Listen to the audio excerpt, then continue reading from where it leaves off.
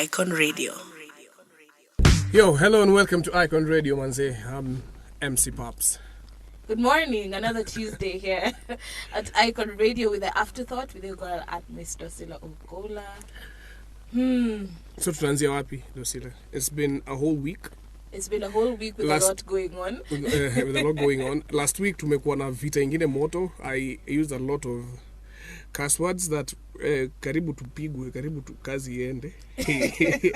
Karibu, because the war that we had, manze, was too much, and but ni sawa, because okay. It's afterthought. So we can say you were very passionate about the topic, about what we were discussing, so that's amazing. Yeah. Before we continue, we can do a recap of what we were talking about, so that people know why we were fighting. Oh, perfect. And before we do that, maybe we can have Keisha introduce herself to us, and then she can also give her 2 cents about what so we're discussing. Mbona unamuintroduce alafu unataka jintroduce? Mbona No, there's a way I say that when she says it, like, just cancels out how I've said it. So that's you unajitetea. She will tell us her 2 names, where she comes from. So umesema mbona. Kisha, take over. Don't let us distract you. We are always like this. All right. My name is Keisha Nkalubo, but I'm from Uganda and I'm a musician. I do music. Okay. Yes. I'm happy to be here. I had one of your track. I think it was the week before last, and I was like, okay, how comes I do not know you? You know? I listened to the song as well. It's called Penzi Penzi, and definitely it's one of those Valentine's hits. You know, I am definitely dedicating that to someone. Sasa unajua wale watu wana watu wa kudedicate. Na nikaambia wase, you know us girls, when it comes to Valentine's, you buy socks. Happy socks. That's it. But the guy, you know your budget, how it looks like. Bro, mimi kama sijui sababu ya Valentine. Siku moja. No, but I'm just saying, like, it's definitely a lovely love song, worth dedicating to someone you love. And so at least this Valentine's, it will be a pair of socks and a dedication. That's really nice.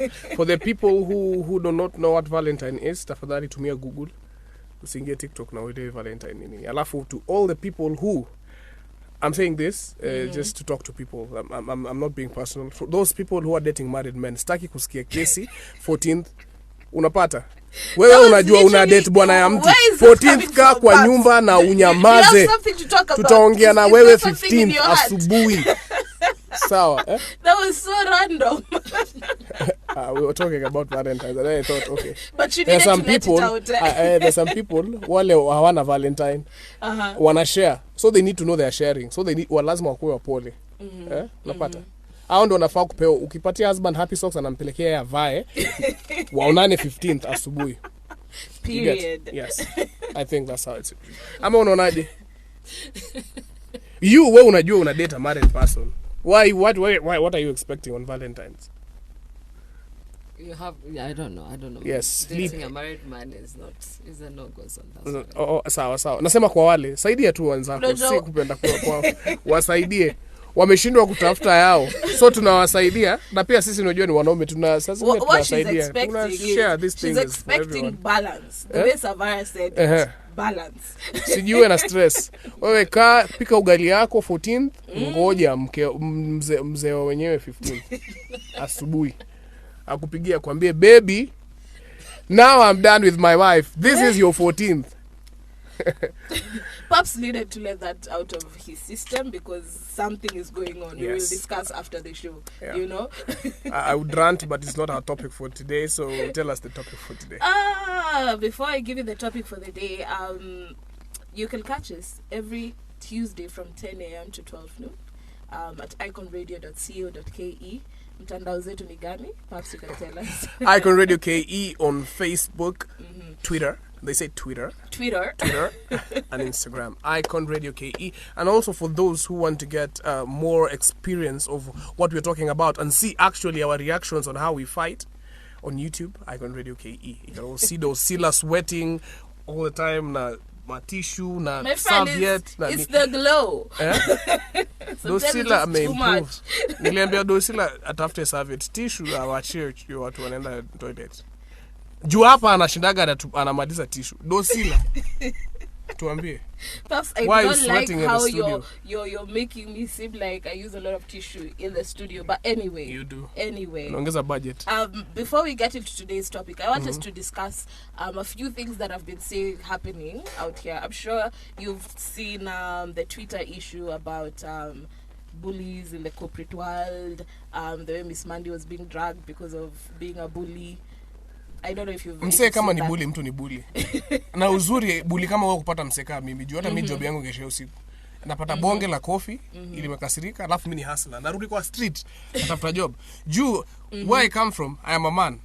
You come na hiyo space, you want to be termed as another man and you're not a man. Now you'll get a man and then a man will shut you up. No, but my question is this expectation that when you get to a workplace that your boss is meant to be your friend. Not si lazima atakuwa rafiki yako, lakini but just treat someone with respect. That's it. Respect someone. Just respect them. It doesn't matter how much you have. Exactly. Yeah, just make this person a human being, treat them nicely. Wewe pata unga yako nenda nyumbani, mwingine apate unga yake ende nyumbani. Understand? At the end of the day, we are here to achieve one goal. Yeah. Understand? You see, yeah. Because for me, what I look at it as, there's no point of employing someone you do not like, someone you cannot treat with It's not even about liking. Employ someone who's going to make your company move. You don't have to like this person. This person is bringing money to your table. Mnapendana nini? Are you in a relationship? At least no. You can like the person at least. Why are you liking them? For just bringing money in fact, to the company. I'm not for liking anyone. It. If some mnapendana nini? Kuja fanya kazi enda. Tunapendana kwa nini? But the question is, do you think like our generation, when I talk about our generation, early 20s, early 30s, do you think we're too sensitive? These are Gen Zs, these are millennials. We're weak. Ooh. Very weak. Tumezoea kufidiwa, spoon fidiwa everything. You understand? Ukikosa leo peke yake ama siku mbili, you start thinking that now life is unfair. Someone should slap you and you wake up. Okay. Yes. Kuna hiyo such that unapata mtu ameenda kwa ofisi, you've smiled at your boss and your boss hasn't smiled back or recognized your presence. Then you go home and you're like, oh my God, you start crying, you work Did in you such do your a job? toxic place, you know. So Did you do your job? That's a good question. Yes. Did you deliver? Did you do your Yes. job? Your work is over. Okay. Carry your bag and go home. Kwani boss ni anakuangalia mnaangalia na nini? Wewe umetuma emails, umefanya kazi. Why? And did your money check out? Yes. Alikulipa. Sawa. You don't have to smile at me. Why are you in fact, don't smile at me mpaka end month. I'd never smile at me as long as my check is inside my bank. But Paps, I want to ask this question. Okay. Also, I'd love to hear Keisha's view on this topic. Okay. You know, is it that they're weak, or is it that they know how to stand up for themselves and to recognize toxic spaces whereby they're not being treated well? You get. So, for example, when you join a company, you'll probably join as an intern. Kitambo intern. Me, by the way, when I was interning, my pay was really little, and I did not even expect the pay. You get, because I was just like, I need the experience. But today, if you want to hire an intern, you as an employer, you have to consider how you're going to pay this person, how you're going to make sure that they're getting at least some of the benefits that the employees are getting. Life has changed. Transport is expensive. Life is expensive. So there's no need of someone coming to make money for you in the name of being an intern, and then you're using them because this person has gone to school. The parent has done their part. So there's that part of using them, but look at the amount of experience you're giving this person, because every place you're going to work you're going to be asked, where's the experience? But you see, those experiences, that stress, you're learning that it's hard, that life is hard, that making and creating this business, this company, it took a lot of effort and sweat, and it's not always easy. Tell us what you think before I start ranting, because I have a lot of things to say. I've seen it's about gotten a bit angry. Can you just tell us something? Yes. I think guys are being weak. When you work as an intern, you need to build that muscle, you know, and gain experience. So if you get a chance to go elsewhere, you'll not gain experience, and then I think you should just look at experience. Not how you're treated at work. That's my take. That's a take. She thinks people are being weak, and a bit. What's the word? A bit. When you feel like you deserve to be in that space. I'm saving my ranting for Dr. Kapulu when he comes, because now that's when we can start fighting here, because we need to get a solution for these people. These kids have a problem, you understand? There's one day I was in Tawe, nimemaliza event, and then I have 100 mbele nyuma, you understand? I'm the stage. Nikasema hii traffic iko hapa, acha nisonge pole pole mbele, nitapata gari mbele. I might even save 20 more. You get? So I'm walking. There's someone who's in Tao, who I saw before ndani ya place ya chipo, amekula chipo ameshiba, and then this person is busy waiting people on the stage asking them for cash. You know, I point blank asked this guy, you've seen me in a suit, right? You understand? Did you see me? Umejua siku yangu imekuaje? Do you know how many problems I have? I've literally seen you eating a very big piece of chicken. Okay, Paps, you're literally telling me you're that person. Yeah, eating a very big piece of chicken with fries. Kama si wewe ulinunua. If it were me, I'd be very embarrassed. Kama si wewe ulinunua hii. Super embarrassed. Understand? Kama si wewe ulinunua hii, ungeambia huyo mtu, buy me fries, do not buy me chicken. Niachie fare. We are people who also have our own problems, you understand? I also have problems like you. But I don't have to. If everyone in Tao started walking and saying their problems, you would not go to Tao. Trust me. Understand? Yeah. Thanks to Fuliza. Right now, people are really living a really nice life because Thank you, Fuliza. You get. So, before I end the first segment, this is what I told this guy. Never ever again approach a person who's going through things because of you being irresponsible.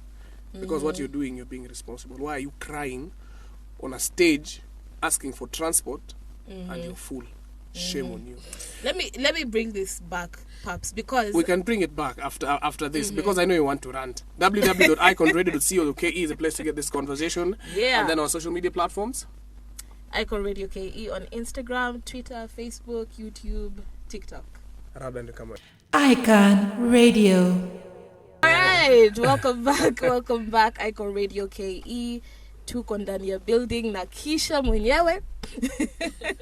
Now Keisha, hebu tuongee juu sisi tukianza. We will not give you space. Yeah, Dorsila alikuwa shafika hapa, nilikuwa nangoja aanze. Lakini najua kianza atanidunga. No. Na akinidunga tutaanza kudungana. We were talking about this employing Gen Z's, young people. And you see, for example, when you're going to look for a job and it's something you want to do. For me, my attitude was, I will do whatever it takes to get the experience that I need. You get? And I will buffer whatever type of nonsense I experience at the workplace to get the experience that I need. Because my eye is on the prize. Yeah, true. You get? I'm not thinking about all this, oh, he looked at me weirdly, now let me go cry about it, now let me go shudder about it. No, I'm like, okay, he looked at me weirdly, his issue, his problem, me, I'm doing my job, and that's it. When it starts interfering with my work, that's when we have a problem. You get? But, because the issue on Twitter was, no one wants to say this, but Mandy was bullying this guy because of his lunch, because he used to carry packed lunch, and me, I carry my food everywhere. Hata mimi na beba. Sasa sijui sisi tutafanywa aje. You know, like I carry my food everywhere, and I feel like people should carry their food everywhere because you know what you're eating, and it's healthier, honestly. So she used to give him attitude because of that, and that guy carried that stuff in his heart for like how many years now, because he's still talking about it and he still wanted an apology. And I'm like, bro, like really let it go. I mean, it was a low moment for Mandy, yeah, and that's a very low moment, but there's a very, let it go. Weak generation. I would say that there's a very, very weak generation. Time yetu ulikuwa ukifika around 18, you're a man, you need to go and face the world. Saa hii unapata mwanaume anatoka kwao ako 30 years. Understand? Comfortably, anaenda home. Anaenda home, unapata. Mimi, when my mom used to tell me, baba, ebu amka, toka. you need to, like, you're sleeping. It's 7. I'm like, ni saa moja. Wake up. Go. I'm like, when you ananifukuza. Understand? In my head, I'm like, my mom is always chasing me away with the house. Chasing me away. One day, school nilikaa hivi, nika realize, okay, all my friends, niko 22, I'm really hustling here. Napigana na media huku, I'm doing this, I have cash kwa mfuko. My friends are like, nitumie hapo so 2, nitumie hapo so 3. I'm like, okay, there's something my mom was trying to. Understand? Yeah. Understand? And the moment I got a job, she never even looked at me twice, nikisha. Ananipita mpaka nashangaa, nalala ni saa moja, kwani uniambii nitoke? Anajua this idiot has a job. Maybe he's going at 10, he's going at 1. I just wanted him to get something to do. I think we are a generation whereby we expect that people should apologize to us at every instance that they hurt us, or any instance that they rub us the wrong way. Of which life. There's a point whereby you're probably having a bad day and you rub me off the wrong way, and imagine you go sleep and you move on with your life. Me, I hold on to it. I say, Paps did this to me. Paps, until I bring it up to you, be like, oh, that day, Dorsila, I'm so sorry. Mtu alinikanyaga huko nje and then nikakugonga by mistake. Yeah. Like Keisha hapo. So imagine how much energy you've lost, how much time you've lost holding on to issues, something that you could easily just let it go and keep your eye on the prize. Do what brought you there. Before I let Miss Keisha say something, this is what I always tell the people in the young generation right now. I'm old. I feel old when I'm saying this. I feel old. This is what I tell them. No one owes you anything. No one owes you anything.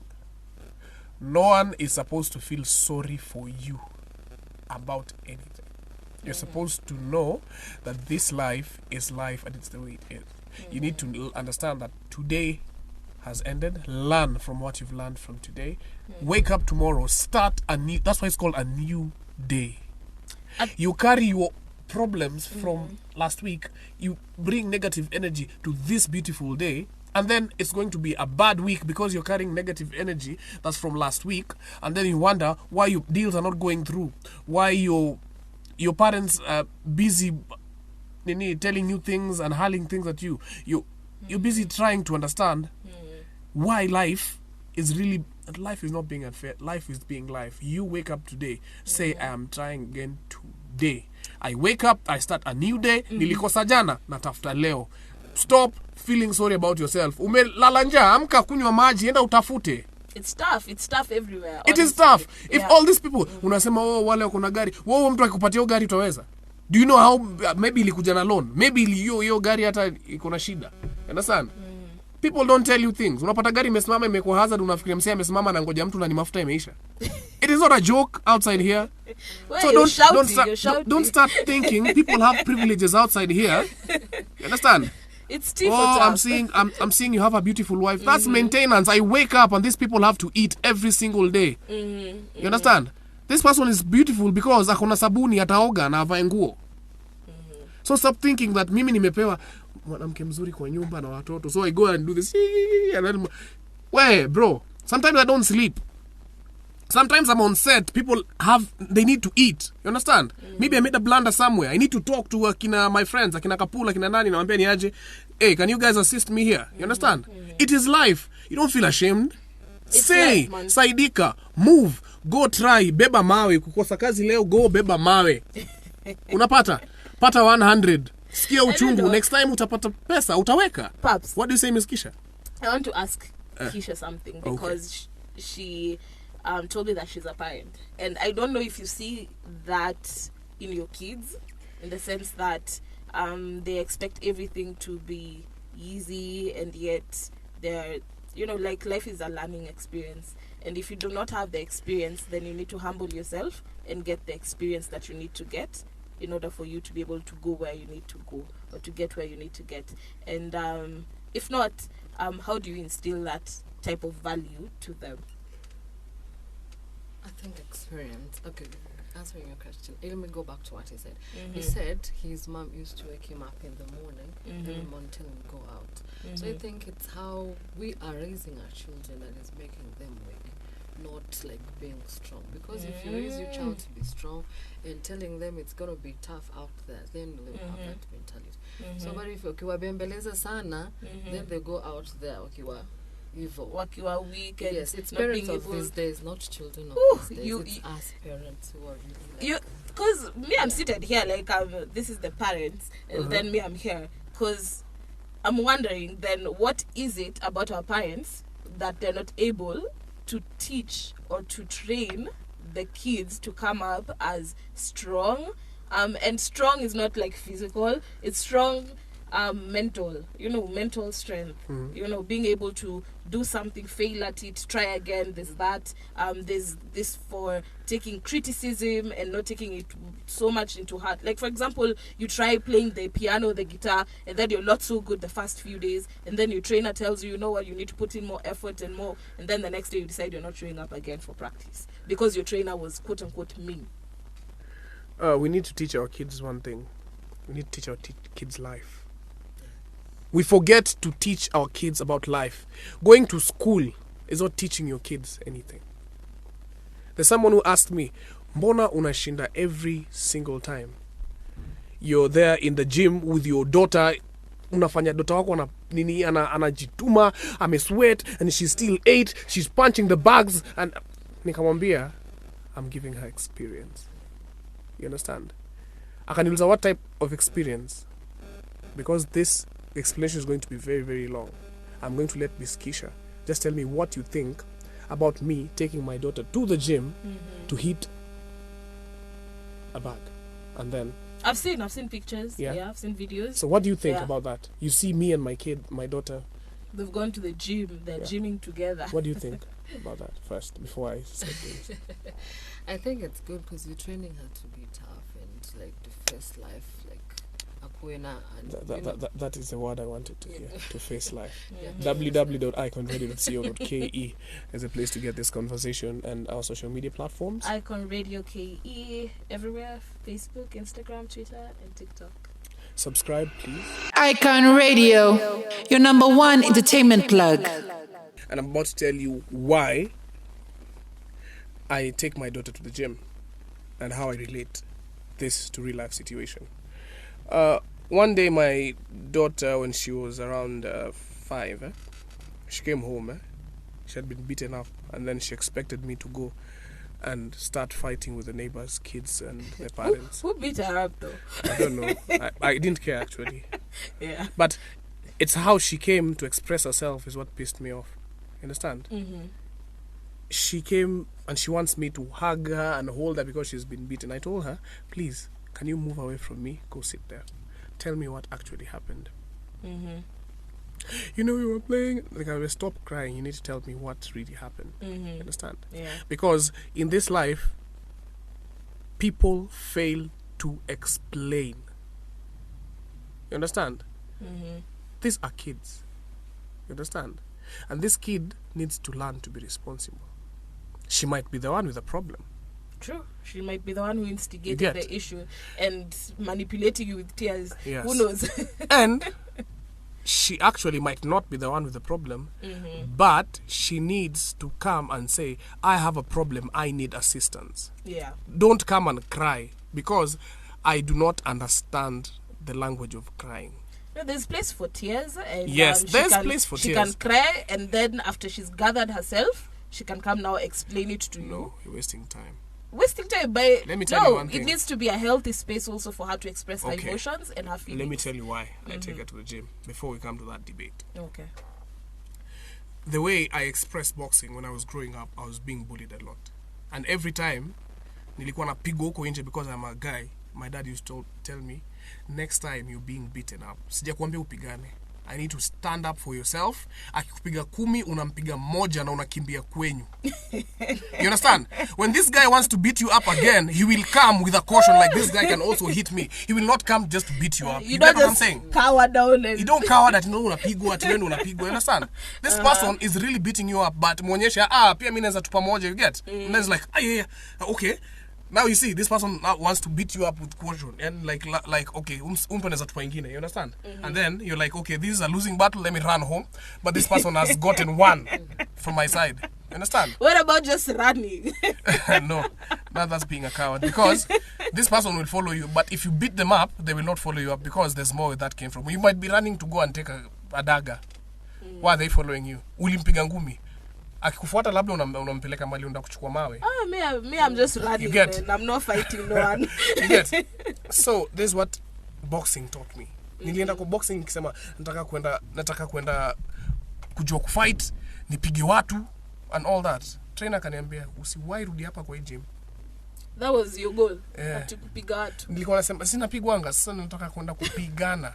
Like nijue ukinijaribu na understand? So the trainer told me never ever step in this gym with that mentality.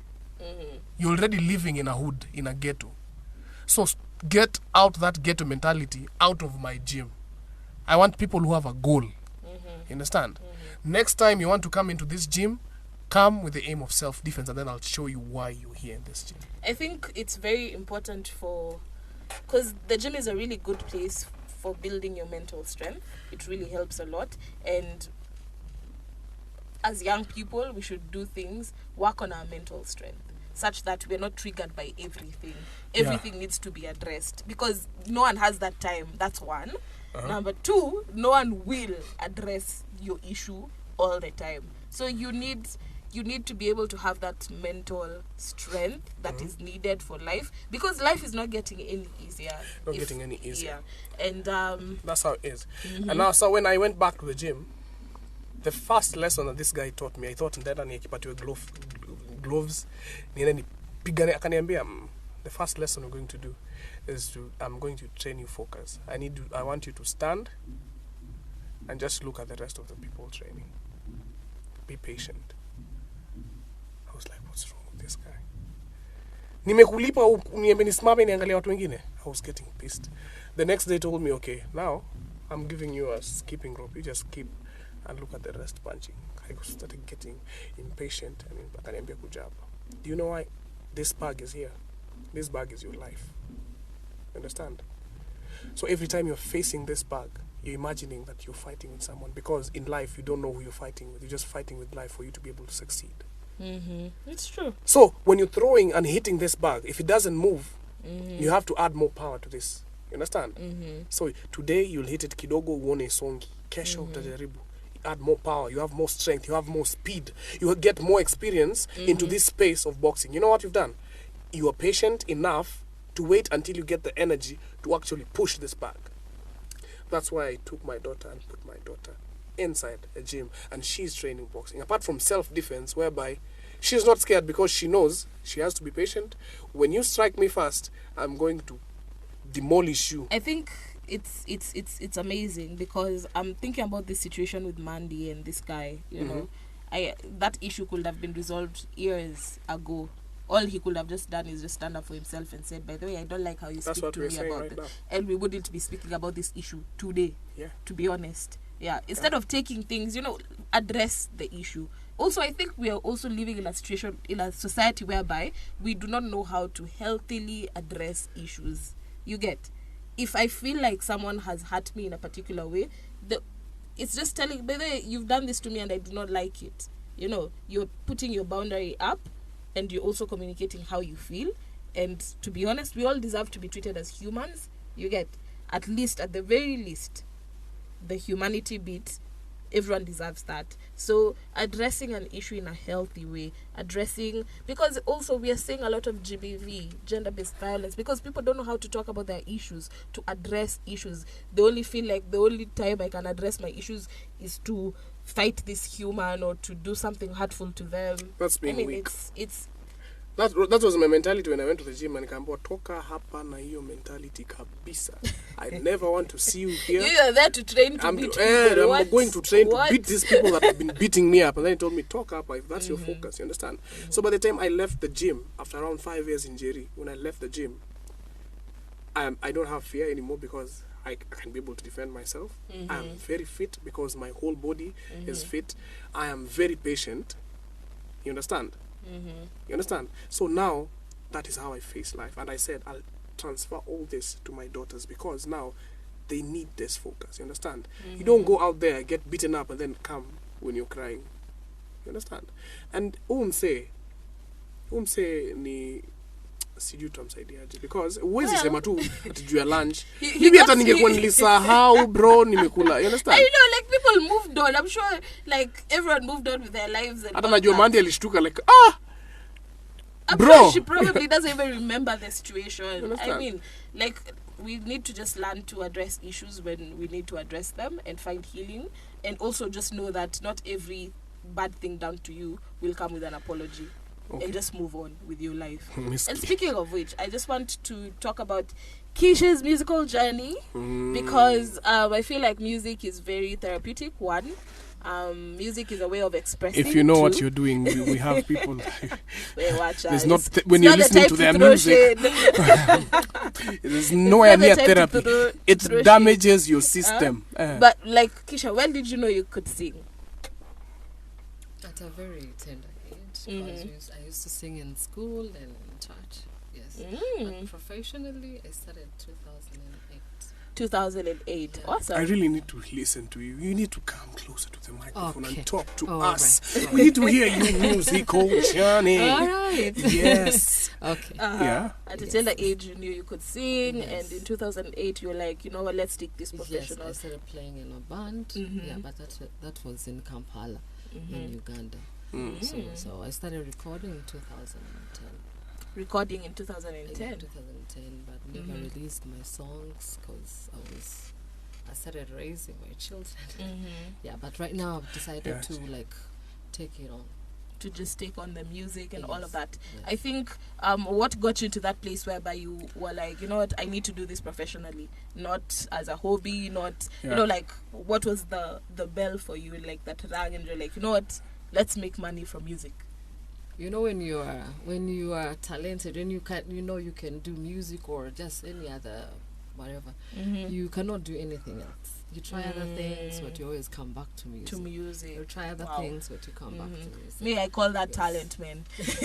Talent and calling, because you just know this is where you're meant to be, you know, and the more you're trying to deviate from it, the more it just brings you back.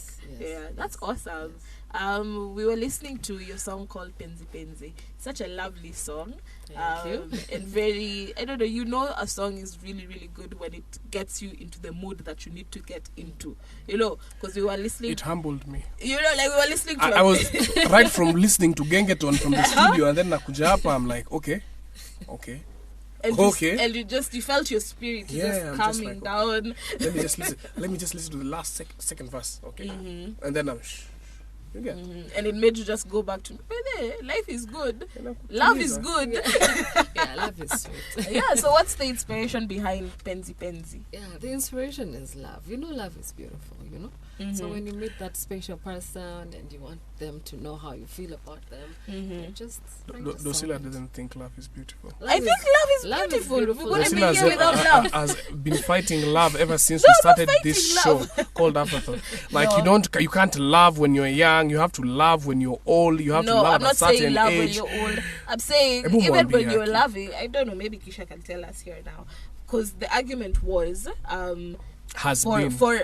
the argument has been for a young person, male or female, what should come first? Is it pursuing your personal growth, your career, and growing yourself as an individual, or chasing love? You don't chase love. When love finds you, just... Yes, love does what? Say it. Yes, please come back again. Kuja tena. When love does what? When love finds you. Thank you. I told her a million times, you do not find love. No, that's not the love argument. Comes. The argument is this. Yeah? The argument is, yes, I agree with the fact that when love finds you, love has found you. Okay. But there's this obsession with finding love.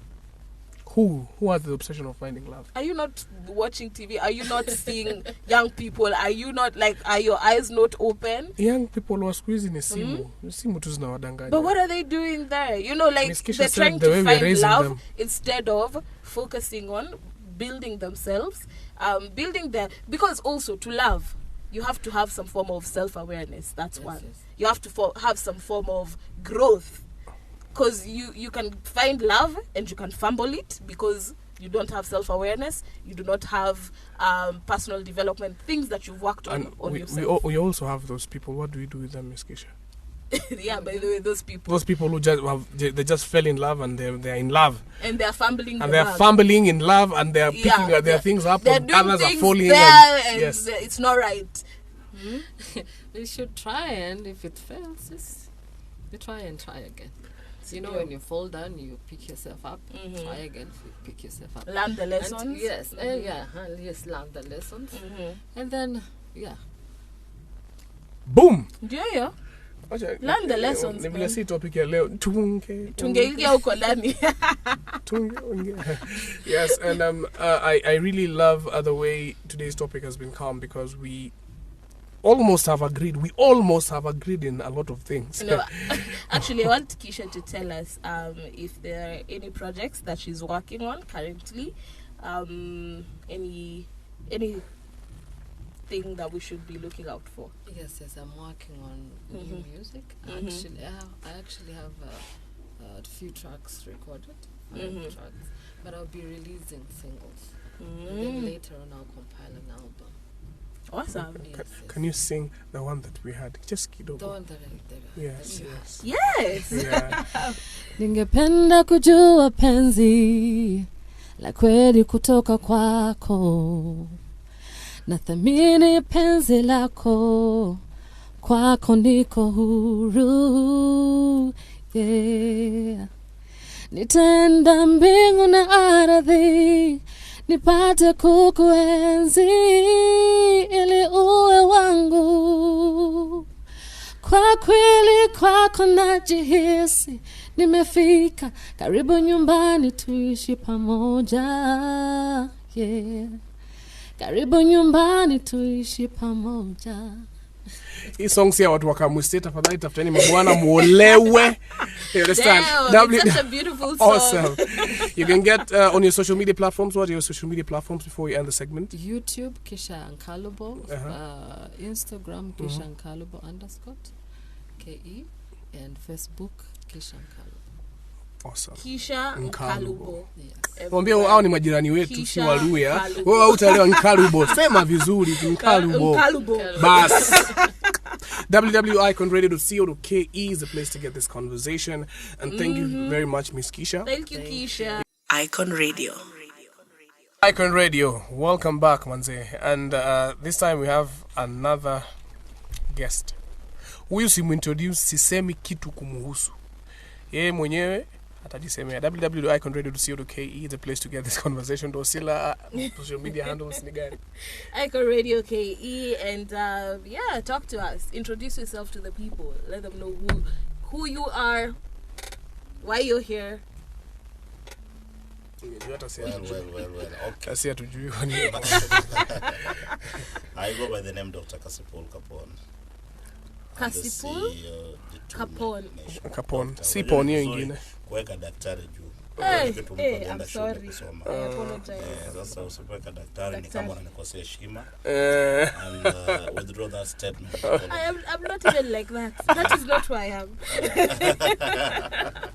Yes, I have the CEO Jitume Nation. Jitume Nation is about, it's an initiative. We're telling young people, get out there, work very hard. Wacha kukaa kwa nyumba ukikunywa yoga tukingoja mamako akulete chakula. Shida. No, actually it blends with what we're doing right now. Fanya kazi kijana, jitume in everything. Kwa maisha you have to jituma. Unajua umejituma, that's why you are here. For sure. Amejituma, that's why he's here. Usipojituma utatumwa na utatumika. Yes. Hebu hiyo tongue twister, usipojituma utatumwa na utatumika. Usipojituma utatumwa na utatumika. Ama utatumiwa. Mademu watatumika. Wanaume watatumiwa. Yeah. Takuwa ngumu. Taleta shida. My Swahili is not so good, so I won't even ask that question. Please don't. Don't go there. But I believe that you are already in a reach out audience in ghetto. Yeah, sana. Sana because we have masses in ghetto. It's true. So tutakuwa tuna mix. Tunaenda kwa mabombe, tunarudi kwa ghetto. Bombe, ghetto. So How long has Jitume Nation been around? 7 years. 7 years. 7 Wow. years. We started as One Love Kenya. It was One Love Kenya initiative. Myra was the brand ambassador. And we decided not to go, the politics way. Now, Myra akasema, I'm a brand, and I don't want to engage myself with politics. For sure. So he said, I can only maintain One Love Kenya, but if you guys want to go the political way, then form something different. We formed Jitume Nation, but it's under One Love Kenya initiative. Okay. Yeah. Dr. Cassypool Capone. Yes. Are those your official names? Those are my official names, but Capone is not official name. Cassypool is official name. My name is Kevin Onyango Odhiambo, but I changed from Kevin Onyango because I thought Kevin sounds childish. Kevo. Wakina boke. That shit. Kama kuna Kevo but a lot of bad rep. But the good thing about I've just met one Kevo who is polite, who is not a player. He doesn't love playing women. Love plays with cameras behind the scene. Napenda vile imekuja. Moja wani na milioni na huyo ni kama walikosea kumpa hiyo jina. Kwa bahati mbaya. Christopher Omondi. Doctor, I'd only request you to just lean into the mic. Okay. Thank you. I love good life, Maisha mazuri, Yes. So, Jitume has been there for 7 years. Yes. We were discussing here with Paps, and we're talking about young people and employment and feeling entitled. The word that was there is entitled, and looking at employers today and the pressure that they have when they're employing young people as interns, and just some of the expectations that come up today that did not come up during my time, or I'm very sure during your time. When you were young, like as an intern. Isn't a generation tofauti? Exactly. Your time? Yeah, like they're different generations, because for me it was different. I would actually go and request, I'd be like, just give me work. I just want to learn. Teach me how to do this, whatever it is I'm learning. And whether you want to pay me, that's between you and God. Yeah. Thank God they did. But right now, it's difficult. Different. It's really difficult. So what would you add to that? I think it's about the environment. I mean, how you are, being, the environment that you grew up. You cannot, uweze kutarajia mtu anaishi Karen, aishi vile mtu ameishi Jerry, like my friend here. True. Mtu wa Jerry ni wa Jerry. I'm a village boy. I grew up in Cassypool, Kabondo. There is someone who was raised in Karen, someone raised in South Bay, in Mombasa. Environment determines the kind of person you are. But as you grow up, now it's up to you to decide, how am I getting myself out of this environment or the situation. In fact, atakwambia lika Jerry, ungecheka kama demo ungepigwa blow mbaya sana Jerry. I'm a village. Normal. Ungecheka kama demo in Karen, wanaona ni swag. You can walk where you want, you can do things. You are used to, TVs, PlayStations, whatever. Ukitoka pale ni mall, kwa nyumba. Sisi lazima ungekuwa creative ndio ucheze. Kama kuna sausage kwa fridge iko. Sisi tukwanga hiyo sausage ya tuyoni. Sisi in fact tulikuwa tunasema vile ile joke ni recommend alisema inzi kianguka kwa chakula tunatoa. Tunategemea. Tunaendelea na chakula. In Karen wanapeleka paka mtoto kupimwa temperature. Now, true. It's about the environment that you grew up. Determines the kind of person you are. The people that you associate with. Who are your friends? If you associate with gangsters, you end up being a gangster. You associate with whatever, those guys who want to find drugs and whatever. But me, I think I'm different because I used to hang around with people who used to smoke weed. That's why I could smoke weed. Okay. We believe you. And people, in fact, don't want to believe me when I smoke weed. Shindawe when I smoke weed. Because me don't want to hyper. So environment determines, but all in all, tunasema kuna vitu sasa sio environment anymore. It's about individual. What do you want in life? Hii maneno kwa msop tumefundishwa hata unajua ya kwamba mwanaume sio mtu wa kulialia. Unalia kwa nini? Unalia kwa nini? In fact hata babangu ningepata, my mama angenipata ninatoa machozi ndio ningepigwa kichapo cha paka. Unalia kwa nini? Mwanaume analia kwa nini? Na tumegrow tukijua kwamba hiyo kitu hata kitu tufanyikia aje. Tunalia kwa siri tu, tunaingia kwa choo tunalia of course ni kutoa hiyo. Lakini ukitoka nje umejikaza. Umevimba kama kiboko umekunywa maji. Is that healthy though? Because let me tell you, at some point it helps you in real life, because in real life when someone sees you as a man crying, they take advantage of that. They think you're weak. So go there, deal with your issues in private, come out and show them I can do this. He never saw me crying. It's really I like the, because it's never really black or white. You get? We're not saying men should just cry. And we're also not saying they should not cry. Yeah. You get? So it's a good balance, because even for me, when I'm having a tough day at work, what do? I go to the bathroom, I cry, I do what I need to do, I express my emotions. When I come out, I'm like, it's go time, Sindio. Yeah, business as usual. Exactly. So but I also think internet may contribute a lot, because we are in a generation whereby a man depends on a woman. And I'm pijana someone just shave yards. I need to go to baby sijana and it's a topic. What? It's a generation ambao a man can write a test to a woman. Namwambie babe, nalipaje rent. Hizo vitu hatukuanga nazo. I think mimi ndo nimelelewa tofauti ama.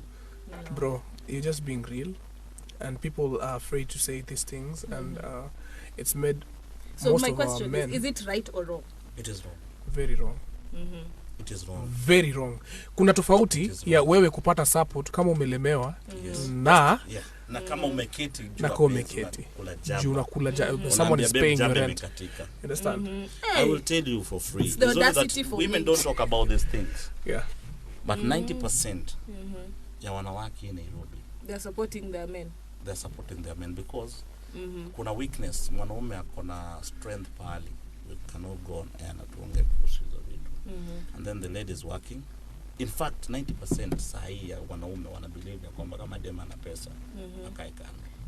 Let us know in the comment section, guys. I can read your hapo Instagram. Yes. Ati kama them have a job, and this man will not date that woman. And we need, including Kenyan celebrities. I can tell you, the people that you watch on TV, the people that you listen to their music, the people that are, they're celebrities. They have so many followers on Instagram and wanafanya hiyo kitu kwa sababu wanataka kupata mademu wana pesa. Wanalipiwa nyumba, wanafanywa kila kitu. Yeye ni kuvaa suti mzuri, kuvaa piga look, alipiwa hizo vitu. Na hii ni kitu niko sio na watu wa chini, the people that you respect. If you can see my face, I'm just like, it's the audacity for me. Daktari, this is what I'm going to say. This is a very, very huge topic that we have to discuss now, like as an own. You don't need 1 hour for this. We need a whole session for this, a whole segment whereby we're going to talk now to anike easy information so that people actually know that it is wrong. www.iconradio.co.ke is the place to get this conversation. Umesikia uzito wa Dr. Kapul? Amesema unatoka kama kwa maji kama kiboko imekunywa maji imevimba. Imevimba mwanangu. Icon Radio KE. Icon Radio, your number one entertainment plug. Tumerudi tena and where? Before we continue, actually, Paps, I just want to put us on Ziki every Friday from 6 p.m. True. 6 p.m. at Wama Africa. It's an event, live music from the DJ Hitch. Yes. And Ashley Muziki. Yeah, courtesy of Icon Radio in partnership with Wama Africa, and something that's really dope. Yes. Really nice. And we love the fact that we're also going out there and we're entertaining you apart from just the studio. And there's one thing you also need to know about Icon Radio. It is the only radio station whereby almost all our music is Kenyan. Kama umesikia nitarudia tena. No, we support a lot of Kenyan music because we feel that we have a lot of talent that is not being played out there, and that's what we do. Awesome. Yeah. Awesome. Heavy topic that we have here today, because Daktari is bringing in a lot of issues out here that are really real. Daktari sijamuona ametulia hivyo siku nyingine ati ametulia lakini mishale ile inakuja hapo. I know, right? And I'm just like, y'all, you mean to tell me y'all men out here are dating women for their money? Put it this way. Twisted. These men are being dated by women. Because okay. Because if someone is twisted, pays your rent, this person knows what you eat, how you. In fact, you don't go anywhere. But my question is this, Paps, though. Like, is it because these men cannot afford this rent, or is it because the woman makes more? There's that. Is it like what really is the issue? Like, what's the underlying factors here? Boy child. Boy child. And then the ratio. The ratio of women, boys and girls. Boys and girls. So there are more women, or now I think girls are being given priority everywhere. Not only them, because some have something to offer. So if you walk in Paps up, not after kazi, I'll give you priority. Why? Because you're a girl. Why? And if, let me say, I'm that kind of a person, I think that there is something I'll get from you, not Paps. In fact, I'll frustrate Paps. Nitamrudisha kwa stairs huko, nitakwambia wewe rudi kesho kututanga. So that you get more.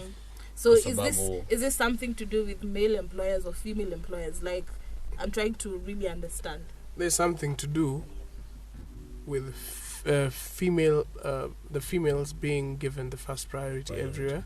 But Number you one. see, it's not Number about two. females being given first priority. It's like when you're employing me, it's papers, And qualifications. How many people do you know who have papers? How many people do you know have papers? There are so many people in government offices, corporate world, that they made their way in through something that we cannot mention on air. So the question is this, like, okay, what you're saying is the employers, which typically are male employers, consider women because they feel like they have something to gain other than just giving them work. Yeah. work.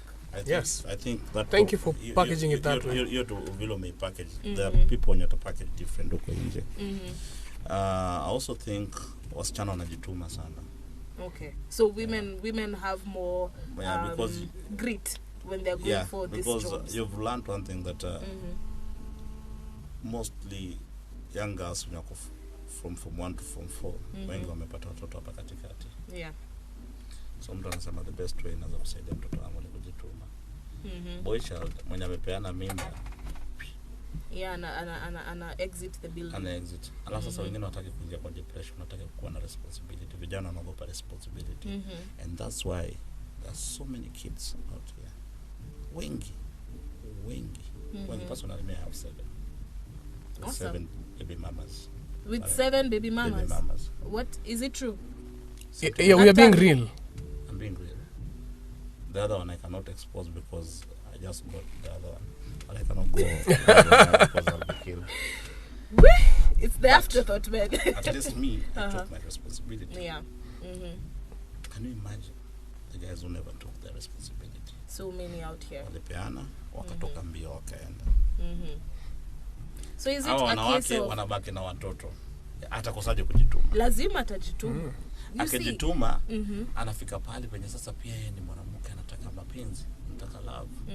Anakutana na mtu mmoja ambaye saa nyingine amekuanga kiambaya anataka uliwa biceps nini, good looking guy, and then anasema like ujamaa.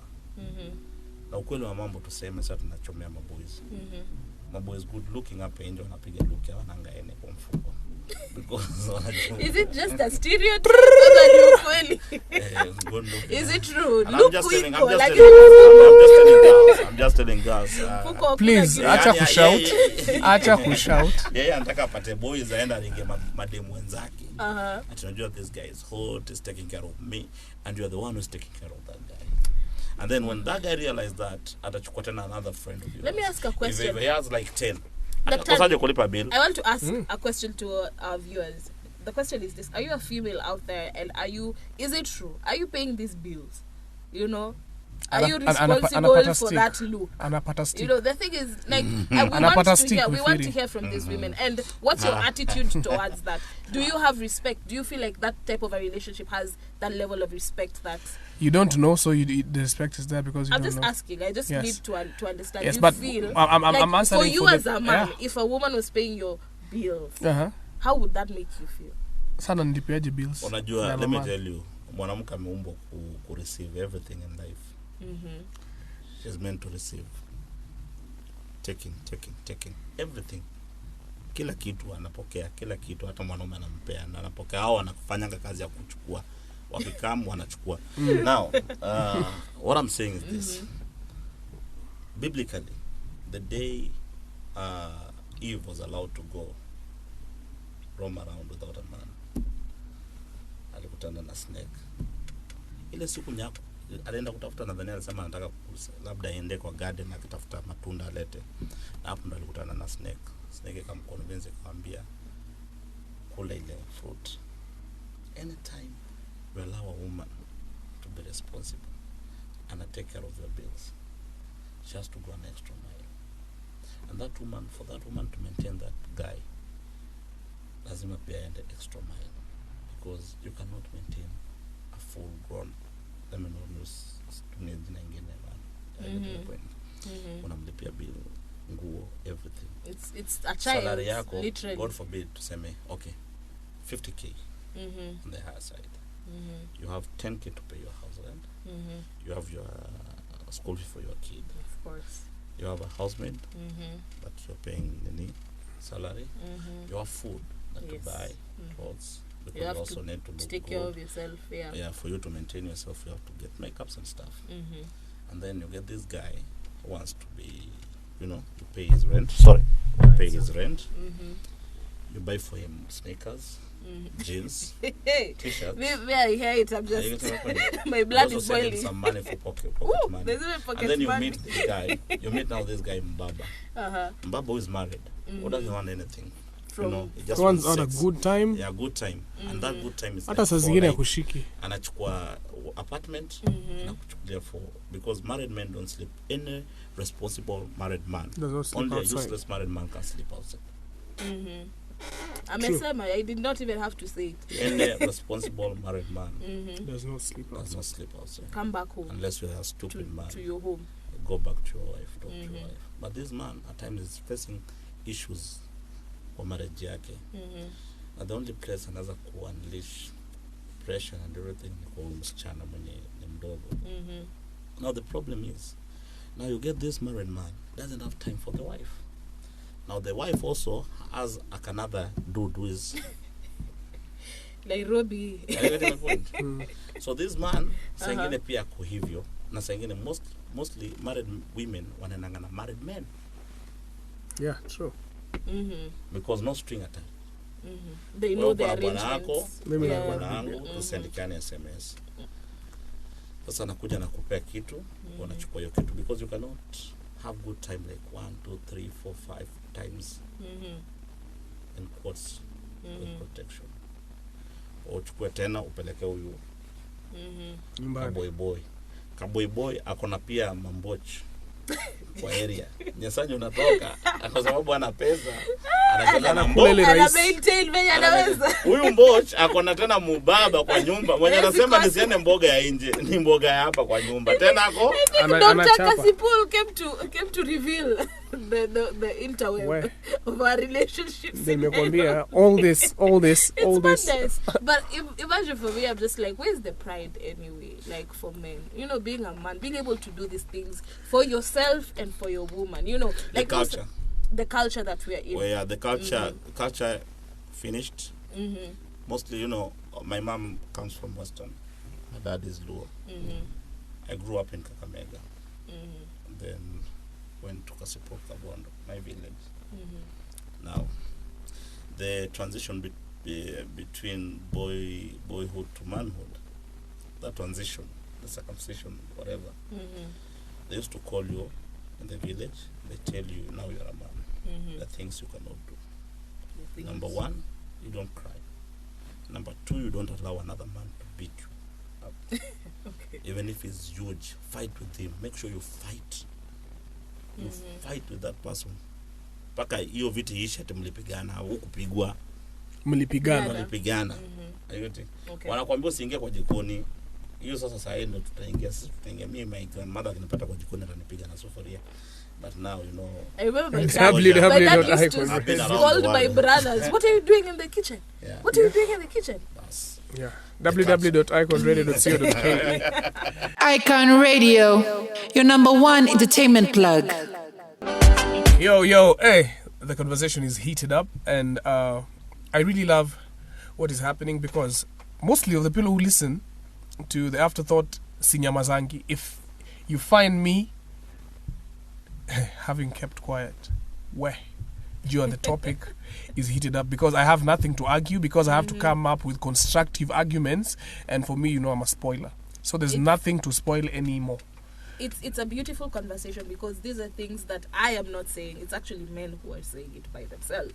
So I'm like, yeah, let's sit and listen. I see men. It's not me saying, because some people might actually look at it and be like, oh, Dorsila, you're just hating on men. Oh, Dorsila, there's no day you'll be on men's side. Oh, there's no day, you know, like. Unajua pia daktari pia unajua sasa tutafight kidogo. Unajua pia yeye anafaa tuambie hizi vitu pia vizuri, tupigane vizuri because atupatie evidence. Unajua zingine naona pia anachoma zaidi.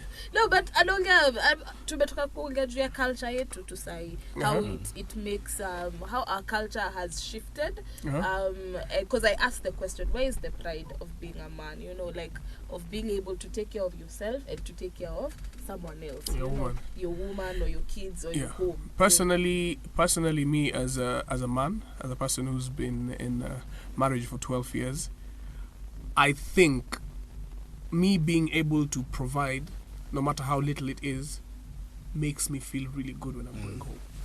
Understand? It does not matter if it's 10 shillings, if it's 20. You understand?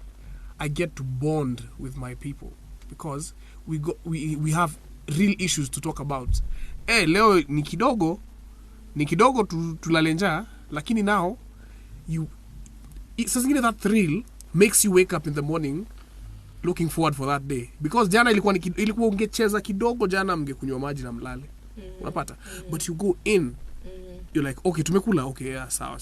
So, when you're home in bed, even your wife just comes kwa chest yako analala, anajua manze kama huu mse ange come through. But my question is this though, like, do you feel like, because it makes you feel it seems like the tables have shifted a bit, whereby most of the time in these relationships you might find that the woman probably is making more money than the man, right? But we know where the problem is. Daktari amesema, no, let me just bring these women are given out like, these opportunities like that. Why are they earning more money? And they have the same posts. The problem is not having more money.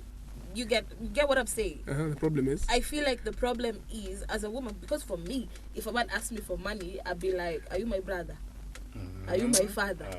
Are you? Where am I giving? Pia wewe unachoma. No, where am I giving? Paps sisi tunachoma. So many women when wanaongea hivi ndo wanapeananga. It's not gonna be me. It's not gonna be me.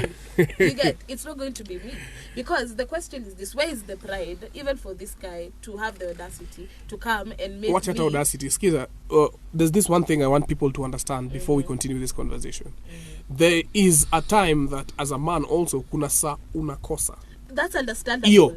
Now this person is just helping you up, get back up.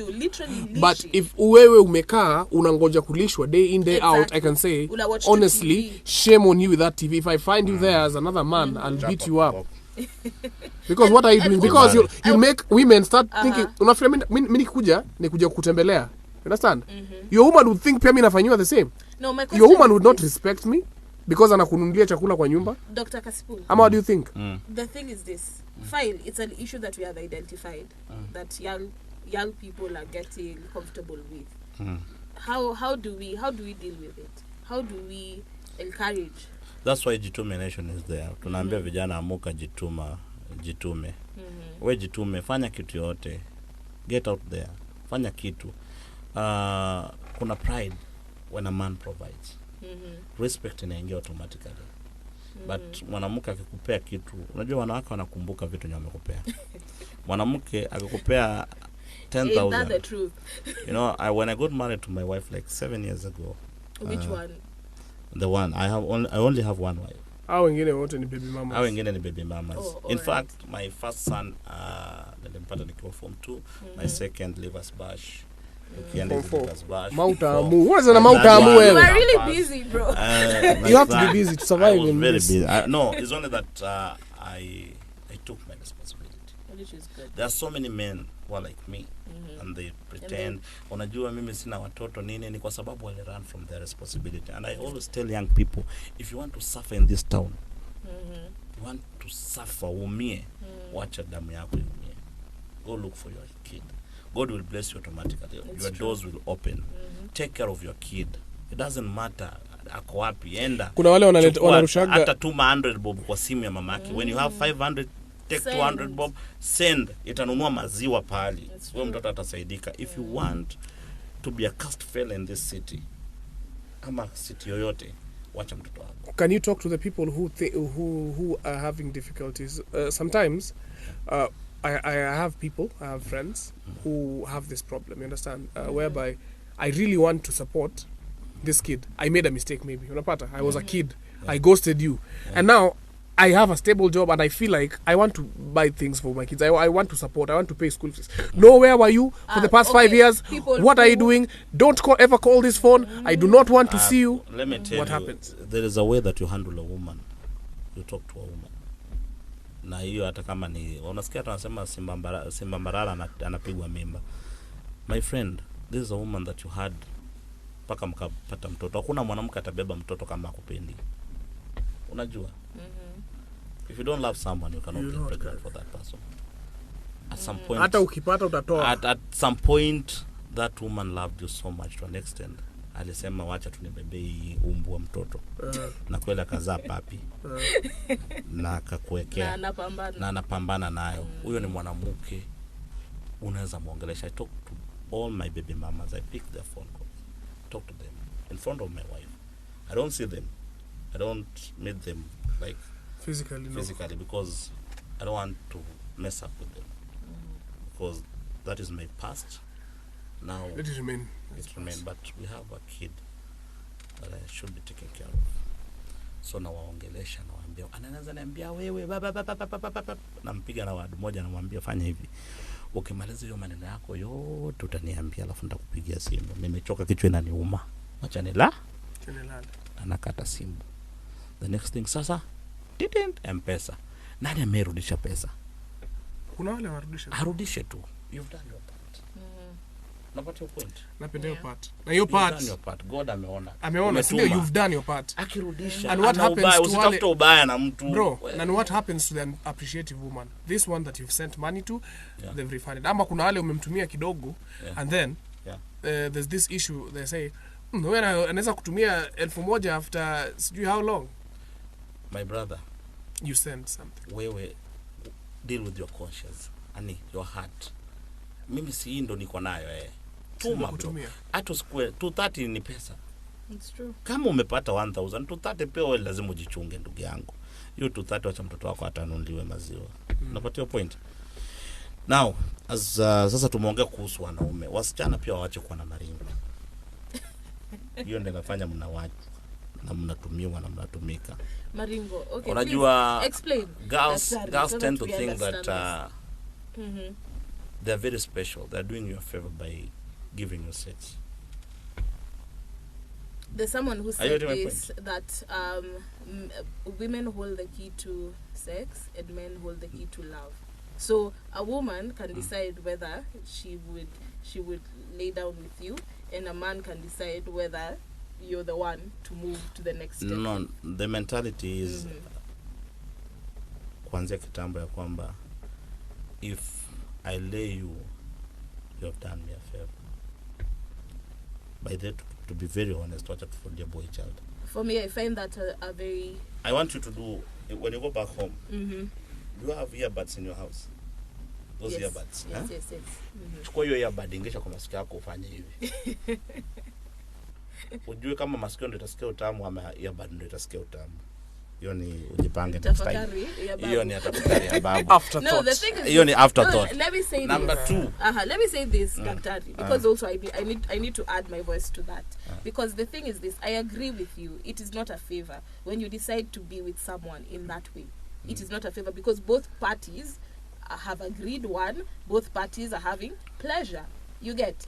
In fact, you are nyinyi ndo mnakuwa pleasure. Not both parties. Both parties Not are both enjoying. Nyinyi ndo mnapata pleasure. Parties are enjoying. Wacha nikwambie ni hao kwa sababu can I tell you something? Okay. I only need 1 second Yes, please. to satisfy myself. Only 1 second, 2 seconds, 3 seconds. Okay. I'm good. Still working. But I have to do some crazy stuff, think about crazy stuff so that you can have good time. To maintain wewe mpaka wewe mwenyewe ufike mahali unafaa. Are you getting my But point? the thing is this. I have to Inakuwa kibarua. Unajua ni kibarua gani mtu ana commit ndo akufurahishe wewe.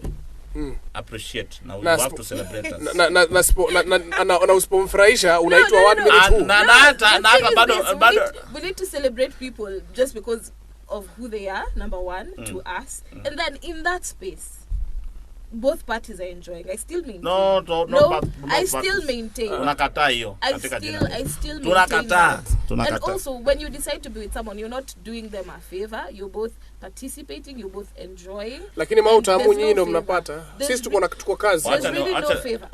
So I can't come and guilt trip someone. You know, I decided to do that with you because I thought, no, it was not. I told a friend of mine, the day I realized that I'm the one who's sweet. Nowadays I don't siombi mtu. Mimi ndo mtamu. Unapata point. After all, mtu mwenye anasema give me more. Give me more so mimi. Ni mtu mwingine nipatie. Give me more love. Give me more love. I swear. Where? That's how it is. This man. Reggae. Roots and reggae. So, let's say this, Doctor. This is what is happening right here. We've had a really, really awesome conversation. And I think I'm going to have you next week here because we really need to have a 2-hour conversation about men. And the time you're having right now is not on our side. So what do you actually do apart from the initiative? What else do you do? What are social media platforms? And how can people, if they want to come and join your organization, or people want to come and act with you, and people want to come and rap with you if you rap, what happens? Tell us. First of all, do you rap? I'm a good rapper. You should give us some buzz. I'm a good rapper. Just put some beats and I'll drop freestyle. I thank God, you know, I just thank God because, by the way, I'm saved. Okay. Nimeokoka, Yesu ni Bwana. Nampenda Yesu Kristo kwa mwokozi wa maisha yangu. And that is, I can say, that is the best thing in my life. Awesome. Knowing God. Number 2, I act, I rap, and I'm a politician. I vied when I was very, very young. I was 21. I vied for parliamentary seat in Cassypool, Kabondo. I was only 21 by then in 2007. Awesome. I was the youngest aspirant MP, but I lost. I was number 3 from school. That's not losing for 21, bro. Yeah, That's it's literally the definition of G2. I went for a political seat that was massive. Member of Parliament. Awesome. And then my name came up. I mean, your Jina Cassypool came up from that. Cassypool Kabondo. So I've been running, working with Jitume, One Love Kenya, you know. Yeah, I'm a husband. I'm a father. And I'm not a sponyo. That's so you know. I'm not a sponyo. For those of you who are looking. Yeah. Now you know. Thank you, man. Wanaume wa Jitume. Where can you get you on our social media platforms? Do we have Jitume Nation? Or social media? Yeah. Jitume Nation, man.